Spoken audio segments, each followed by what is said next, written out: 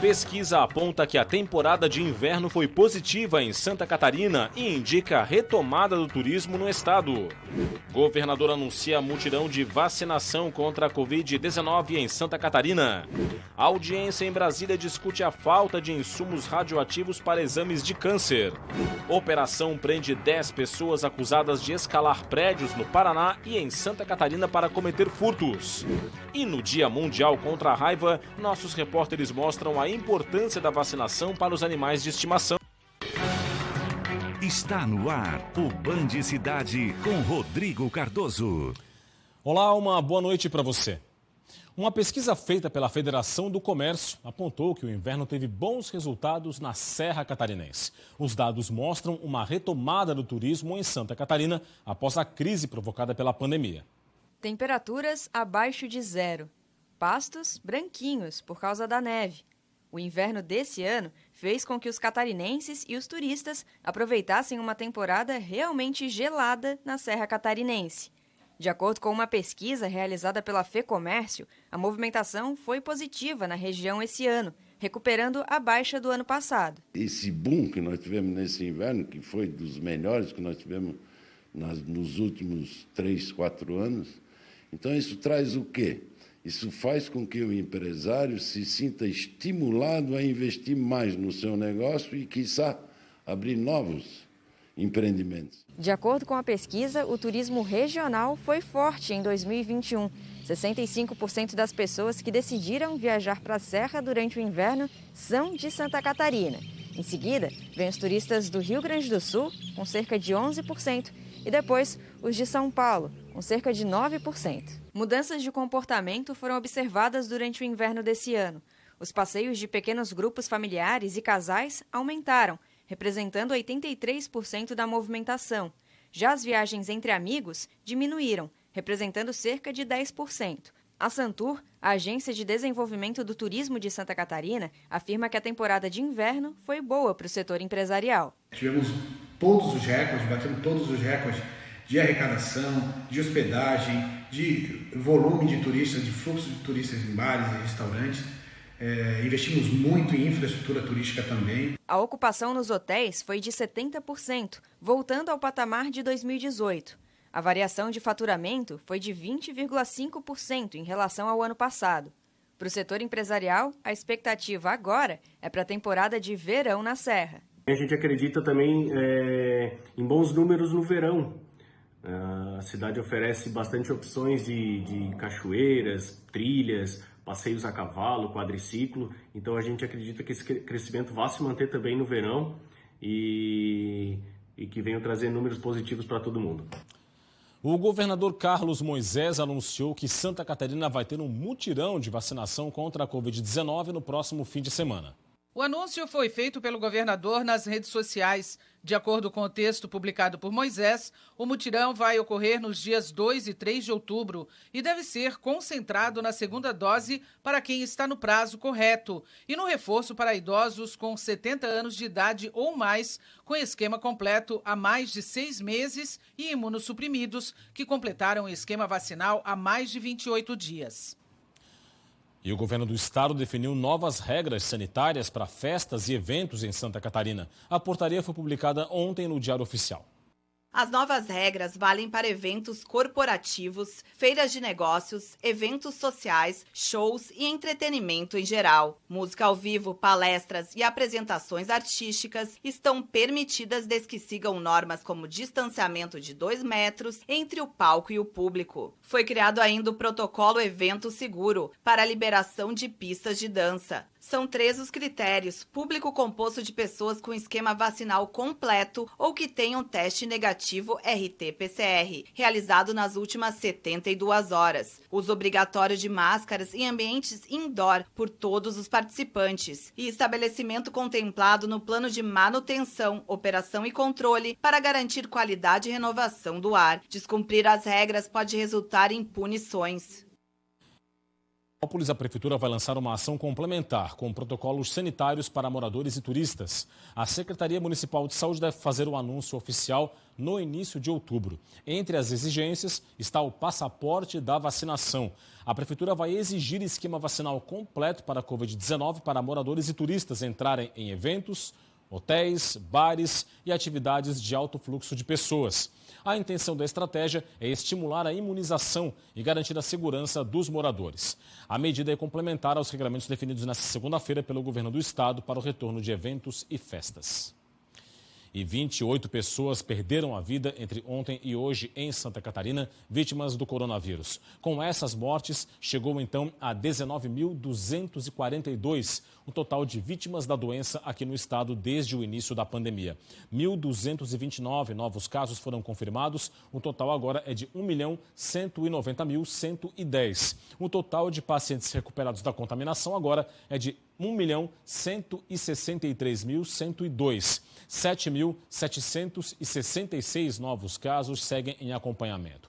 38,44% é a ocupação de leitos de UTI adulto Covid no estado, com 570 leitos vagos atualmente. E a vacinação está da seguinte maneira, de acordo com o vacinômetro atualizado. 71,15% dos catarinenses receberam a primeira dose, 5.160.000 doses aplicadas. A segunda dose já foi aplicada em 41,57% dos catarinenses, com pouco mais de 3 milhões de doses. E o total de doses aplicadas agora é de 8.175.019. Olha, logo mais tem o Jornal da Band, depois do Band Cidade. Vamos saber os destaques da edição de hoje com a Paula Valdez e a Lana Canepa. Confira. Oi, gente, tudo bem? A gente espera você logo mais no Jornal da Band com uma notícia que, de novo, vai pesar no nosso bolso. Depois de tantos aumentos no preço da gasolina, chegou a vez do diesel. Quase 9% de aumento. E a gente vai falar sobre a reação do mercado financeiro. Foi um dia tenso, a bolsa caiu 3%, o dólar a 5,40. E tudo isso impacta também no meio político, que impacta na economia. E a gente teve a retomada dos depoimentos lá na CPI da pandemia hoje. De olho, os senadores estão nas denúncias contra a Prevent Senior. A gente vai falar sobre a mudança também para a dose de reforço. Antes era só até 70 anos, agora o pessoal com mais de 60 anos também vai poder se proteger com essa terceira dose. Logo mais, às 7h20 da noite. Uma audiência pública na Câmara dos Deputados discutiu o financiamento para a fabricação de insumos radioativos para exames de diagnóstico e tratamento de câncer. Em Santa Catarina, o Instituto de Cardiologia tem estoques baixos desses medicamentos. Durante a reunião extraordinária da Comissão de Seguridade Social e Família, o ministro da Ciência, Tecnologia e Inovações, Marcos Pontes, explicou os motivos que levaram ao problema na produção de radiofármacos executada pelo Instituto de Pesquisas Energéticas e Nucleares. Eu transferi, no limite da lei, 19 milhões, autorizado pela economia, com a portaria da economia, para um atendimento emergencial da situação, para que fossem comprados insumos e recomeçasse a produção, né, o mais rápido possível, mas isso tem uma duração curta, esse recurso. A gente precisa ter a aprovação do PLN 16, que contém 34 milhões, que dá prosseguimento por mais 1 mês e meio, 2 meses, no máximo 1 mês e meio disso aí, da produção. E depois a gente precisa o outro PLN, né, com mais 55 milhões para a gente fechar o ano.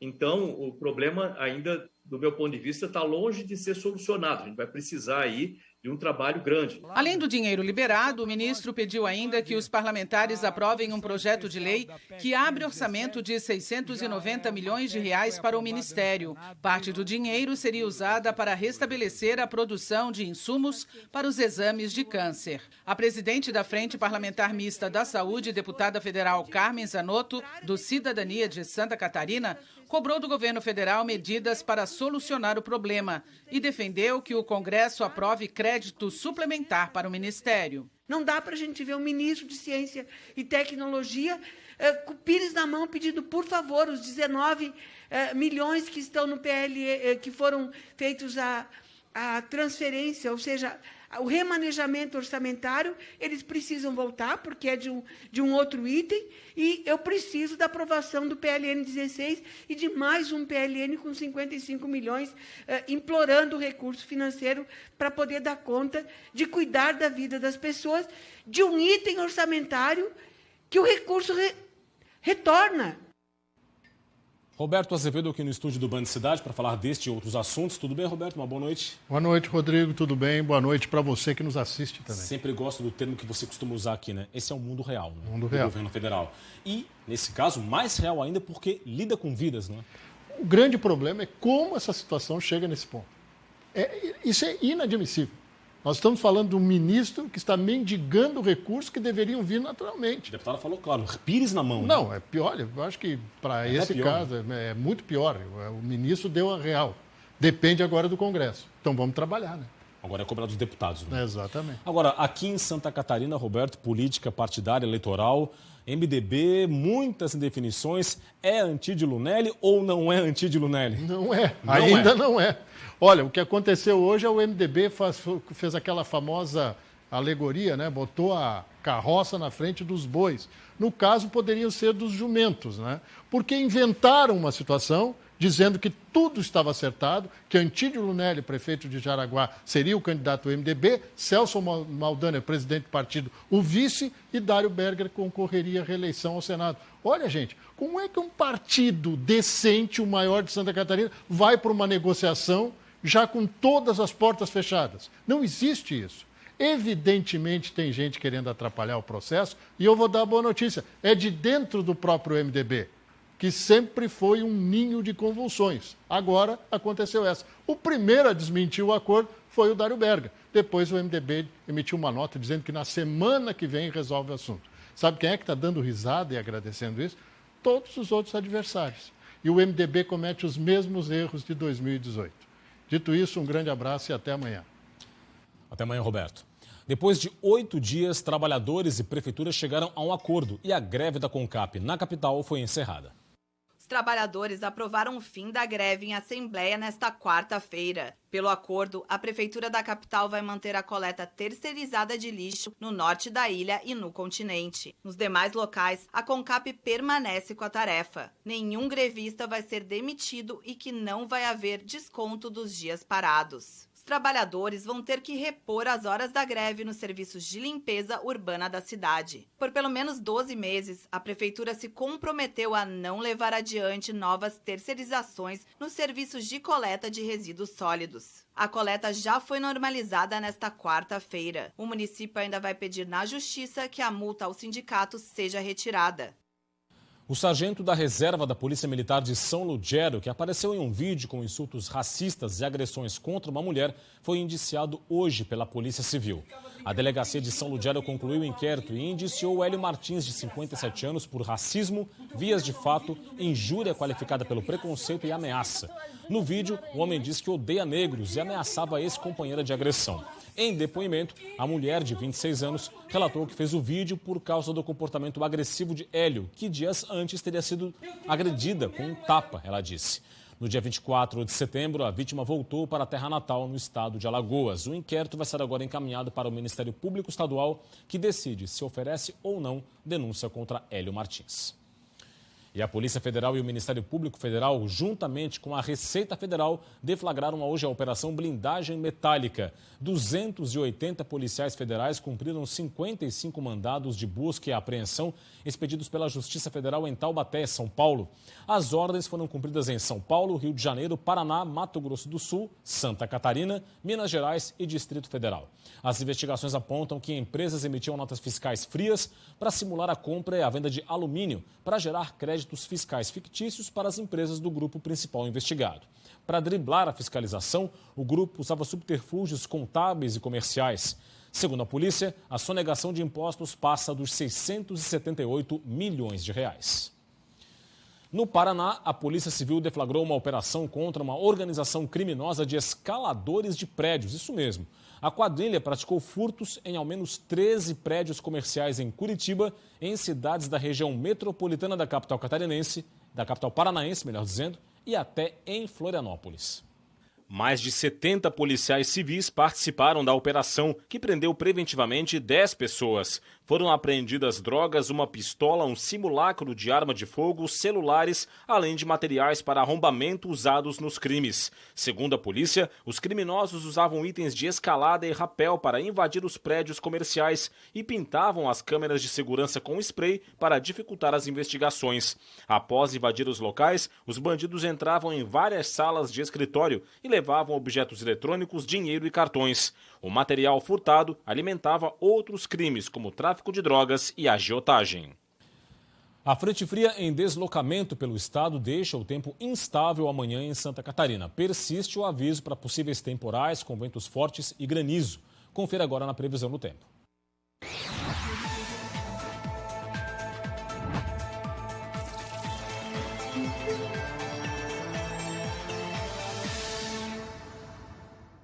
A quarta-feira vai ser instável, com chuva e temporais localizados em Santa Catarina, especialmente no litoral e norte do estado. Ao longo do dia, o tempo melhora na maioria das regiões. O avanço de uma massa de ar frio faz as temperaturas diminuírem no estado. Na capital, mínima de 17 e máxima de 23 graus. Em Criciúma, variação entre 16 e 22. Em Itajaí, mínima de 17 e máxima de 25. E em Lages, mínima de 14 e máxima de 22 graus.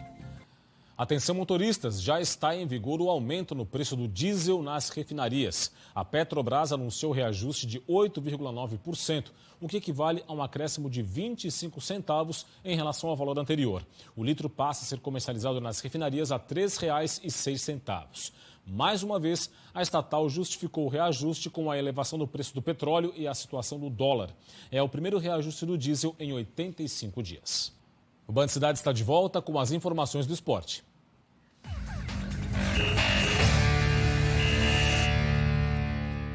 Série B do Brasileiro, o Avaí derrotou Londrina hoje à tarde em Florianópolis e entrou no G4 da competição.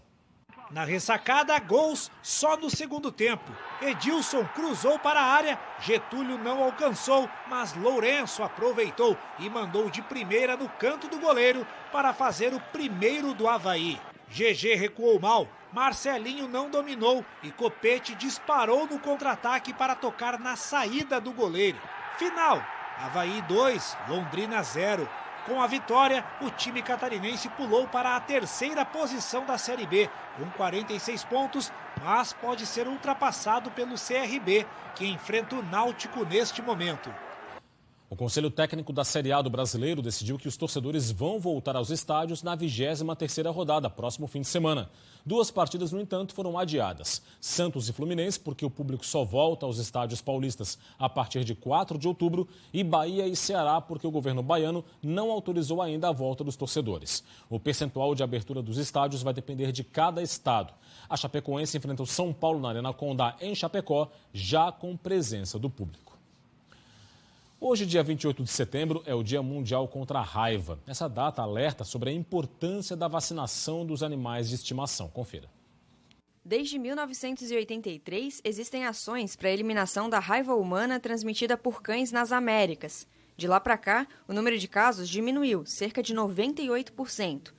O vírus da raiva é transmitido pela saliva de animais mamíferos infectados e ataca o sistema nervoso central. Principalmente através da mordedura ou de arranhão de animais contaminados.